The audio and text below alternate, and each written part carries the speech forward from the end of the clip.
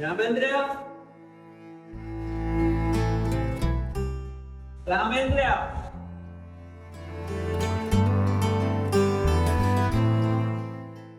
ആരാ? ഞാനാണ് രാമേന്ദ്ര, ഹരിദാസാണ്.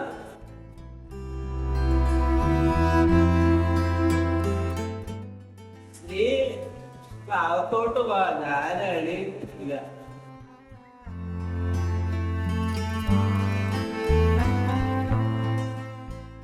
എന്താ രാമേന്ദ്ര നീ കാണിക്കുന്നു? ഇപ്പൊ സമയം എത്രയായി? 10:45 കഴിഞ്ഞു. നീ എണീറ്റിട്ടില്ലേ? ഞാനൊന്ന് എണീറ്റ് ചായയും പല്ലും കഴിക്കും.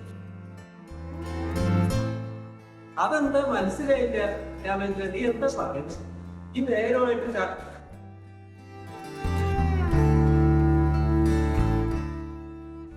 എനിക്ക് തീരെ വയ്യ.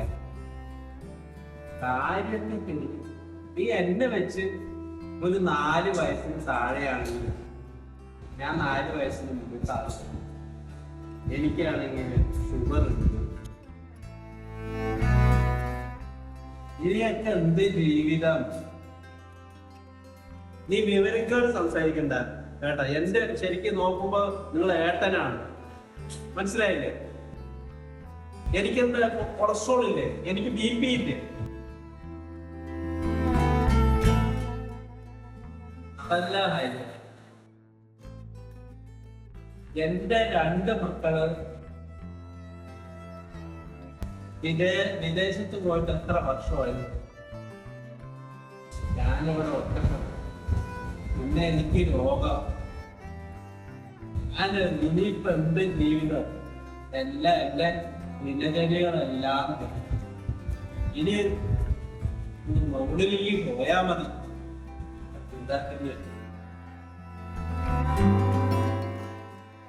ഏട്ടാ, ഞാൻ ഒരു കാര്യം പറയാം. എനിക്ക് എല്ലാ അസുഖങ്ങളുണ്ട്. എന്റെ മൂത്ത മോൻ എവിടെയാണെന്ന് അറിയില്ലേ? ഒരുത്തൻ ഓസ്ട്രേലിയ, പിന്നെ ഒരുത്തൻ കാനഡയിൽ പഠിക്കാൻ പോയി.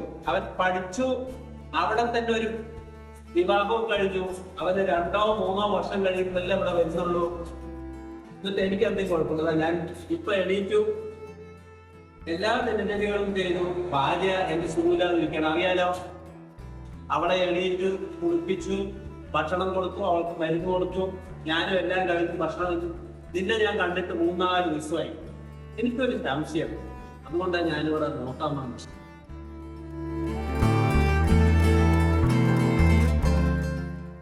ഈ പറയുന്നതെല്ലാം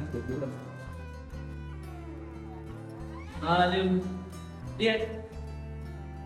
ശരി. ഞാന് പല്ലൊക്കെ തെളിച്ചിട്ട്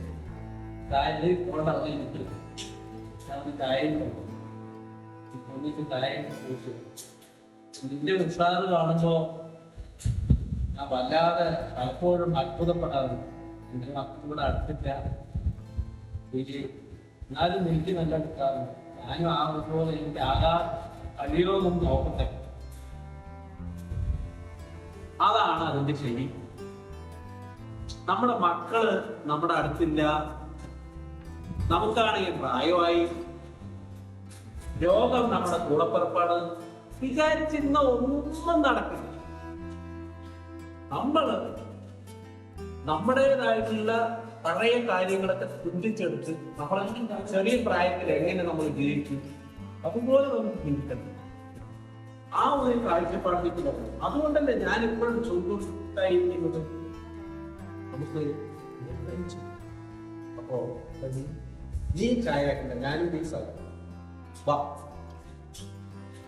നമ്മുടെ നാട്ടിൽ പ്രായമായ ഒരുപാട് പേർ രോഗത്തിനും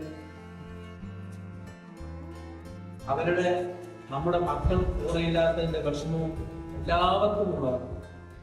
അതിൽ കുടുങ്ങി വല്ലാതെ വിഷമിച്ച് ദിനചര്യകളെല്ലാം തെറ്റി മരുന്നും കഴിക്കാതെ സ്വയം രോഗികളാകാതെ നമ്മളെ കൊണ്ട് കഴിയുന്ന എല്ലാ കാര്യങ്ങളും പഴയ ബാല്യകാലത്തിലോ കൗമാരത്തിലോ നമ്മൾ ചെയ്ത പോലെ നമ്മുടെ മനസ്സുകൊണ്ട് ആലോചിച്ചിട്ടും ചെയ്യാൻ കഴിയുകയാണെങ്കിൽ കുറച്ചുകൂടി ഊർജ്ജസ്വലമായി ചിന്തിക്കാൻ കഴിയും എന്നുള്ളത് സന്ദേശമാണ്